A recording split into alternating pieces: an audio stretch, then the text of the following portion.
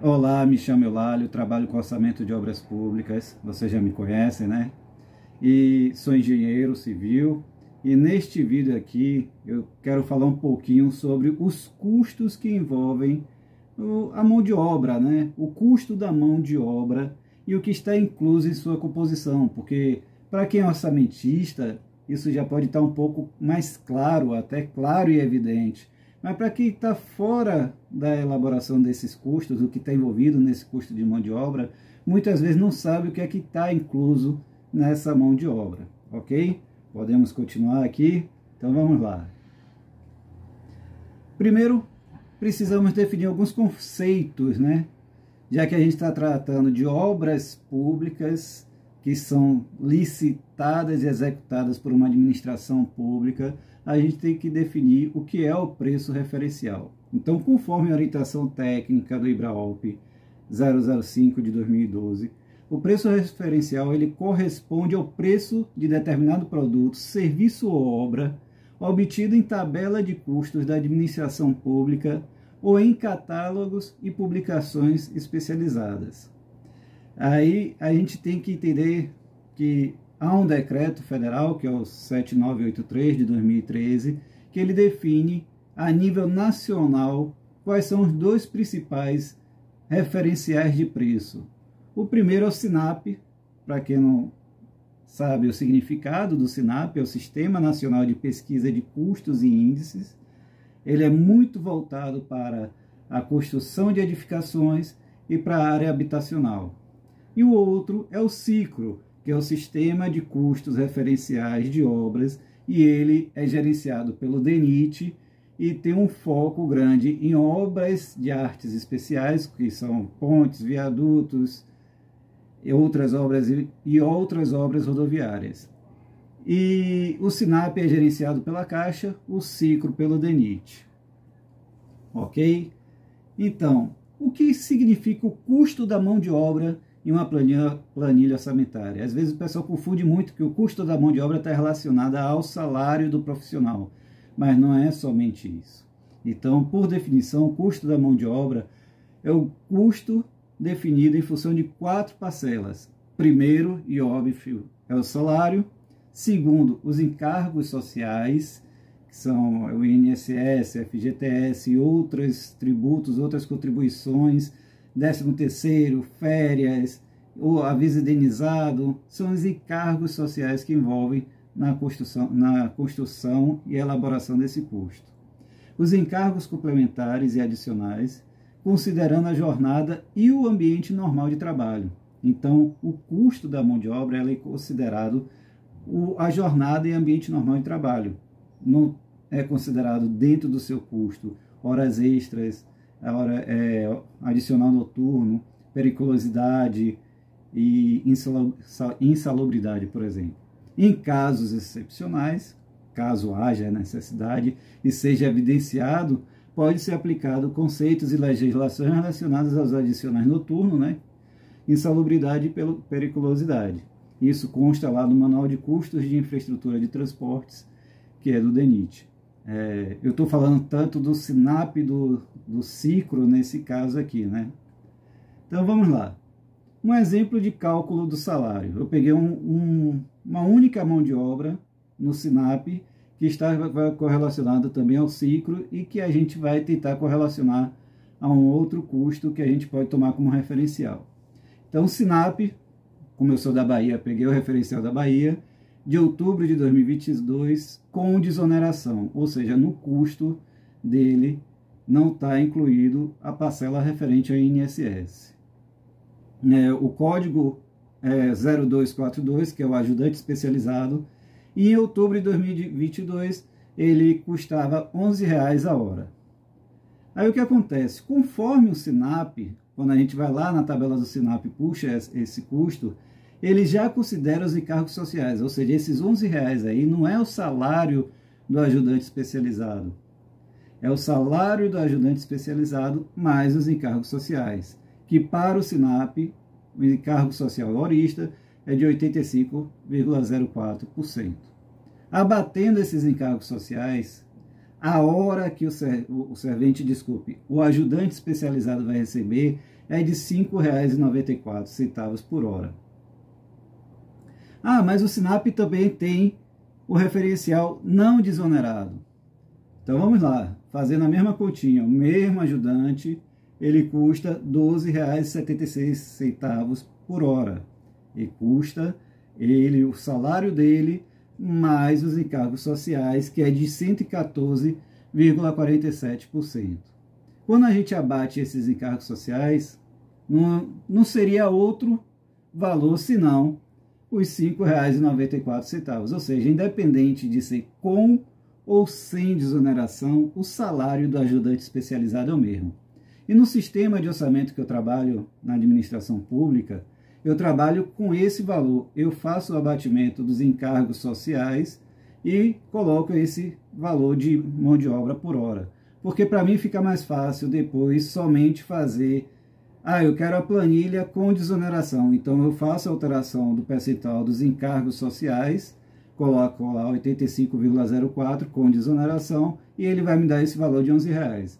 Eu quero não desonerado. Aí eu só faço alterar, eu não preciso trabalhar com duas tabelas para fazer a alteração, eu só preciso alterar o percentual dos encargos sociais. E com o meu ciclo? Aí, para manter o mesmo referencial, outubro de 2022, no ciclo o código é P9802, ajudante especializado, e ele custa R$ 6,4749 por hora. Então, diferente dos R$ 5,94, curiosamente, e nesse custo não está embutido aí os encargos sociais.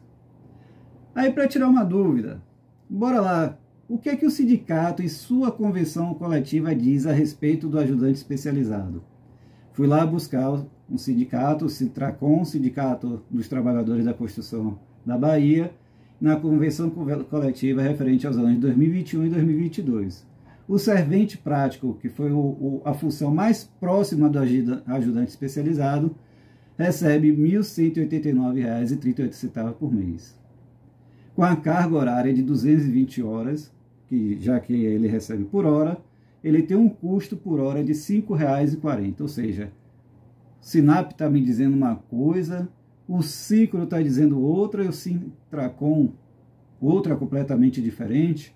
Vamos por partes, que aí a coisa fica mais interessante. Quais são as prováveis diferenças de origem do custo da mão de obra ciclo em relação ao SINAP? Algumas coisas ficam mais claras, não específico do ajudante especializado, que ele tem que receber a mesma hora, entre aspas, né? Na construção civil, a base de dados é o SINAP, usa o Sintracom, e o ciclo, a depender da mão de obra, ele pode usar o sindicato da construção pesada. Uma outra coisa, a fonte de origem. O ciclo, ele usa o CAGED, que é o Cadastro Geral de Empregados e Desempregados. E também pode ser utilizado as convenções coletivas ou outras fontes, né? Mas, além disso, existem os critérios próprios. Vamos dizer assim, para o ajudante especializado, nos critérios lá de metodologia, o ciclo considera o salário do servente, aquele servente prático ali que eu peguei, né? Acrescido de 20%. E não diferente, o SINAP considera o salário do servente multiplicado por 1,097297. Aí vamos ver aqui o que é que pode significar isso, né? Usando a tabela Sintracom do servente prático multiplicado por 1,20, que é o acréscimo de 20%, ele dá um custo de R$ 6,48. Este é o valor que se aproxima do ciclo, da tabela do ciclo, que é 6,4749. Então deve ser uma questão de aproximação, de considerações, que eu achei 6,48 e o ciclo 6,4749. Deve ser questões de aproximação, por exemplo. E no SINAP não vai ser diferente. O ajudante especializado é 1,097297 vezes o servente, que ele vai me dar o custo de R$ 5,92 por hora, que é próximo dos R$ 5,94 do SINAP, mais uma vez considerando as aproximações e alguns ajustes que o SINAP e o ciclo devem fazer. Existe a diferença da hora paga para o ciclo, para obras rodoviárias, existe um valor diferente para o SINAP, e são particularidades diferentes também, né? O SINAP trata essencialmente com obras de edificações e o ciclo com obras rodoviárias, então tem as suas particularidades executivas, né? Além do salário, que eu expus todas essas particularidades, existem os encargos sociais. Os encargos sociais, o ciclo tem as suas considerações e o SINAP também tem as suas considerações de percentuais. Não vão ser idênticos. Os encargos sociais do ciclo, pertence ao ciclo, ao referencial ciclo, e o do SINAP pertence ao SINAP. Então, eles são formados pelos custos incidentes sobre a folha de pagamento, então é sobre o salário, e tem sua origem na CLT, né, consolidação das leis trabalhistas, na Constituição Federal, em leis específicas e nas convenções coletivas de trabalho. Então, tudo que vai incidir no salário está dentro de encargos sociais. Por exemplo, o INSS, quando é o sistema de tributação sem desoneração, ele não consta. Sem desoneração, ele consta. Com desoneração, ele vai estar lá zerado. Aí falam do sistema S, que é o SESI, SENAI, INCRA e SEBRAE. O salário educação, seguro contra acidente de trabalho, FGTS, o SECONSE, repouso semanal remunerado, feriados, 13º salário, auxílio enfermidade, licença paternidade, faltas justificadas, dias de chuvas, auxílio de acidente de trabalho, férias gozadas, salário maternidade, aviso prévio indenizado, aviso prévio trabalhado, férias indenizadas, depósito da rescisão sem justa causa, a indenização adicional e outras reincidências fazem parte de parcelas que, somadas, fazem a contribuição dos encargos sociais.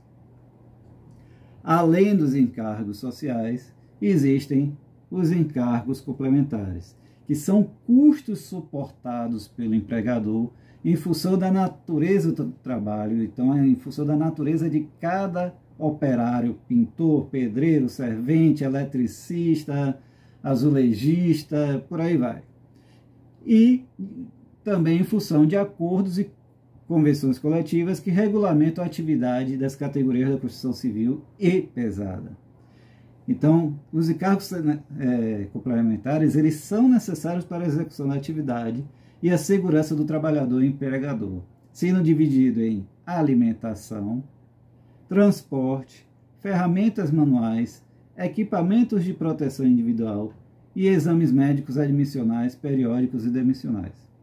Então, se em algum momento na planilha orçamentária não está lá discriminado custos relativos a EPIs, ele faz parte dos encargos complementares da mão de obra, e isso já está claro e evidente na composição da tabela ciclo e da tabela SINAP. Ok? A mesmo vale para alimentação, para transporte, para os exames. Além desses custos, o SINAP também considera como encargos complementares os custos relativos a seguro do trabalhador e cursos de capacitação. Como vocês podem ver aí, uma composição relativa ao pedreiro, você tem lá o salário do pedreiro, nesse caso ele já vai estar com o custo, com os encargos sociais. Aí vem a parcela relativa à alimentação, a transporte, exames, seguro, ferramentas, EPI e curso de capacitação. Ok? Além disso, podem existir os encargos adicionais, que são custos caracterizados como benefícios a quem fazem jus os trabalhadores, em função de determinações específicas de acordos ou convenções coletivas de trabalho de diferentes regiões e entidades sindicais representativas, os quais resultam em desembolsos que devem ser acrescidos nos encargos sociais e complementares. Por serem diferenciais, são contemplados apenas os encargos mais relevantes e recorrentes, que são, no caso do ciclo, o seguro de vida, auxílio funeral, cesta básica, assistência médica e odontológica. Então, se lá na convenção coletiva diz que o operário tem que receber assistência médica e odontológica, eu tenho que computar esse valor e dividir pela hora, ou computar como mês, e adicionar esse custo por operário para o custo da mão de obra na minha planilha orçamentária. O mesmo vale para a cesta básica.